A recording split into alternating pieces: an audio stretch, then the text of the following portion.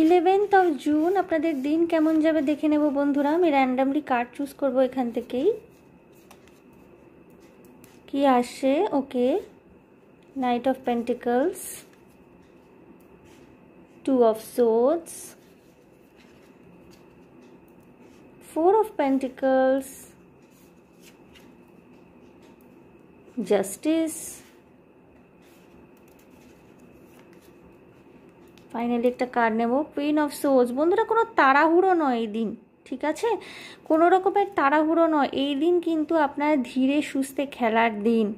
যেই কোনো রকমের সিদ্ধান্ত, বিশেষ করে টাকা পয়সার ইনভেস্টমেন্ট সংক্রান্ত কোনো সিদ্ধান্ত, কোথায় টাকা ইনভেস্ট করছেন, বা হয়তো যদি বাড়ি ঘর তৈরি করছেন, ফ্ল্যাট কিনতে চান বা কোনো গাড়ি কিনতে চান, যে কোনো কিছুর ক্ষেত্রেই কোথায় ইনভেস্ট করছেন, কতটা ইনভেস্ট করছেন, ইনভেস্টমেন্টটা আদৌ লাভজনক হবে কি না, ভীষণ ধীরে সুস্থে ভাবনা চিন্তা করে সিদ্ধান্ত নিন। দরকার হলে পরে 5 জনকে জিজ্ঞেস করুন যাদের এক্সপিরিয়েন্স রয়েছে, যাদের প্রায়র এক্সপিরিয়েন্স রয়েছে, ঠিক আছে?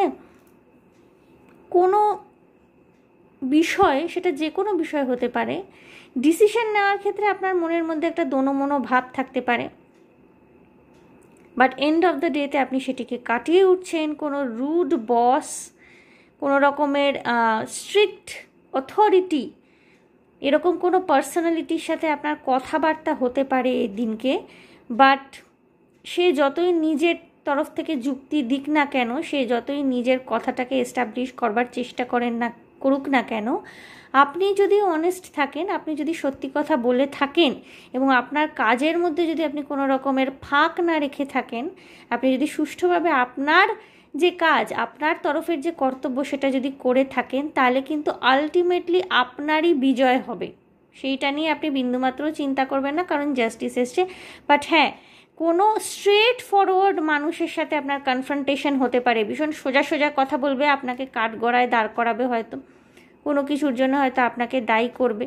ব্যক্তিগত সম্পর্কের ক্ষেত্রেও হতে পারে, হয়তো আপনার পার্টনার আপনার সাথে রুড বিহেভ করলো বা কিছু স্ট্রেট ফরওয়ার্ড আপনাকে বলে দিল, সেক্ষেত্রে কিন্তু আপনাকে মাথা ঠান্ডা রাখতে বলা হচ্ছে। আপনি যদি নিজের জায়গায় ঠিক থাকেন, তাহলে কিন্তু আলটিমেটলি আপনারই জয় হচ্ছে। Okay, so all the best for the day বন্ধুরা।